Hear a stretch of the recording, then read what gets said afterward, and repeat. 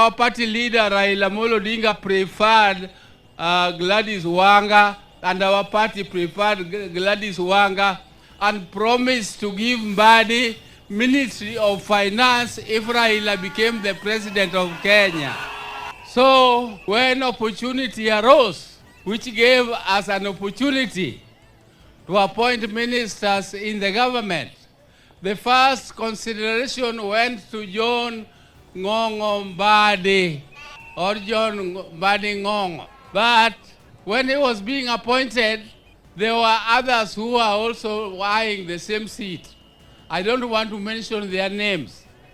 But personally, I stood firm, and I said Mbadi is the one who was promised, and Mbadi must be given the Ministry of Finance. And we made sure Mbadi Ngongo became the Minister of Finance.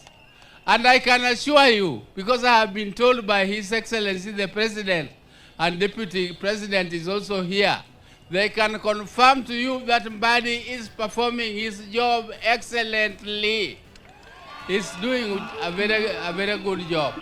Because you cannot be a minister who is only looking at the ministry. Some people are saying that Mbadi is mixing politics with ministry.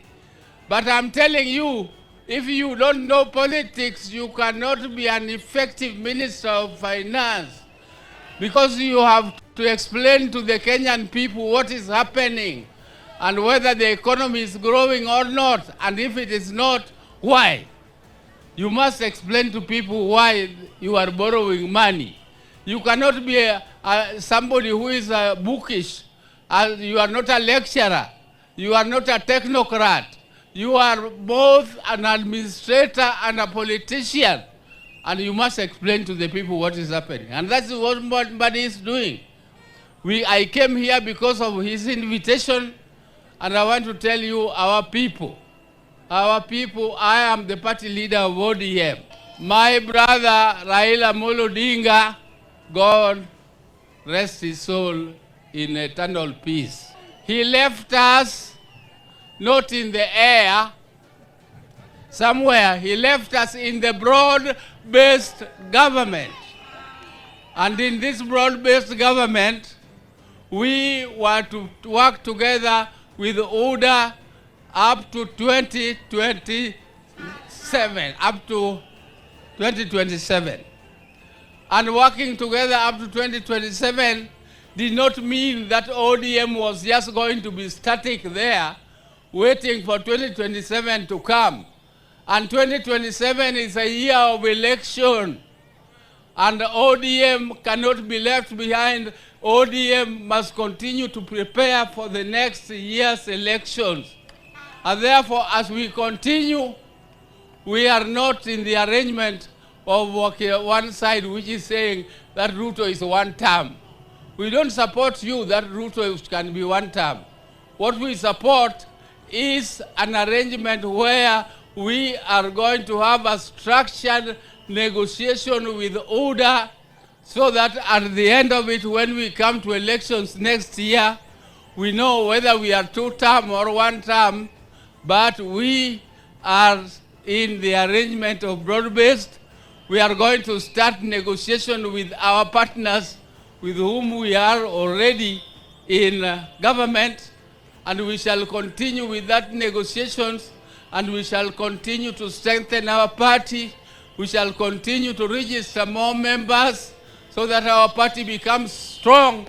And when we go to the table for negotiations, we negotiate from a position of strength, not from a position of weakness. Those who think that ODM is divided, ODM is not divided. ODM is united. It is only a few dissenting voices, and some of them don't even want to be disciplined. Before the disciplinary process starts, they are already in court. But you cannot be rushing to court before you exhaust the party processes of discipline. And you cannot say that democracy is chaos, that you have your democratic right to say anything. If you are a party leader, you are an SG of a party, You are a treasurer. You are a policy maker of the party, and you participate in those processes.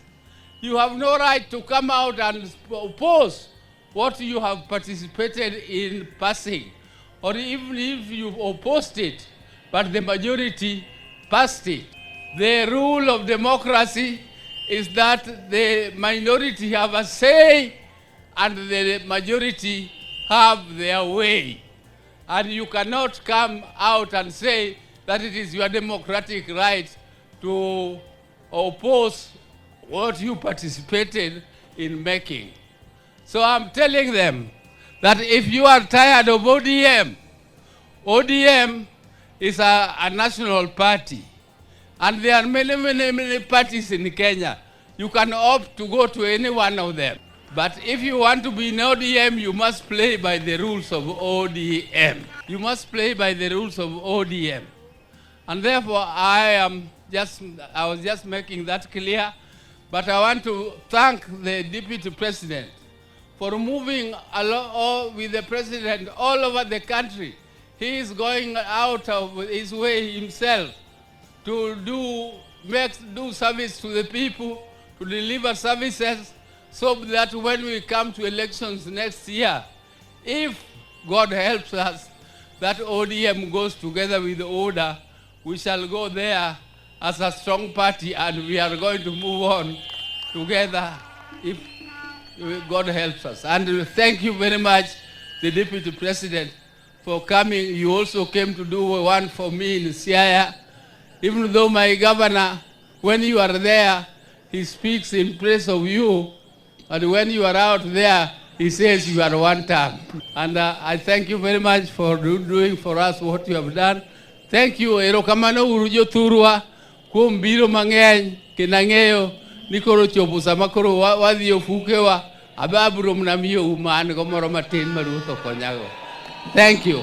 Right now, I'm with my team headed to a client's house in Riru for consultation. That is to take measurements of the windows, go through our catalog with the client, and then once they decide on the color and the fabric they want, we'll get busy sewing, and at long last, the curtains installation will be on us. So if you're looking for curtains, shears, curtain rods, curtain accessories, reach out to Phoenix Curtains and Interior Decor, and we will sort you out. Call us on 0724 414153. If you're in need of electrical wiring, solar installation, or electrical fittings such as strip lights, snake lights, downlighters, or chandeliers, contact Engineer Wycliffe at 0707 476602 and he'll get your house dapped up.